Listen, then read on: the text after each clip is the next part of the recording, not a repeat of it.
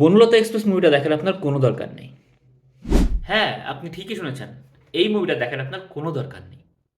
আর আপনার যদি emotional breakdown বা ইমোশনাল আপ অ্যান্ড ডাউন এই বিষয়টা যদি কন্ট্রোল করার শক্তিটুকু না থেকে থাকে, তাহলে এই মুভিটা দেখার আর আপনার কোনো দরকারই নেই।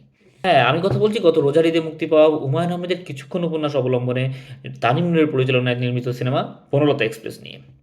এই মুভির বিষয়ে কথা বলতে গেলে আমি সর্বপ্রথম বলবো লাশের চরিত্রে নুহাশ হুমায়ুন পুরো ফাটিয়ে দিয়েছে, যাকে আপনারা পুরো মুভিতে একবারও দেখবেন না। মুভির প্রতিটা ক্যারেক্টারই মনে রাখার মতো, ইভেন ক্ষুদ্রাতি ক্ষুদ্র কোনো একটা পকেট মার বা চোর যে ক্যারেক্টার থাকবে সেই ক্যারেক্টারটাও আপনার মনে একটা হৃদয়ে দাগ কেটে যাবে। মুভিটা দেখার সময় আপনি হঠাৎ করে নিজে হেসে উঠবেন, আবার হঠাৎ করে কেন জানি চোখে পানি চলে আসবে।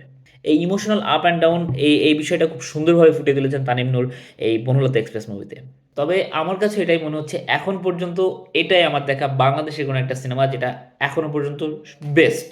হয়তো বা এরকম সিনেমা আরও সামনে বহুত আসবে, হয়তো কোনোটা বনলতা এক্সপ্রেসকেও ছাড়িয়ে যাবে, কিন্তু বনলতা এক্সপ্রেস মানুষের হৃদয়ে যে জায়গা করে নিয়েছে এটা থেকে কখনো বেরোতে পারবে না।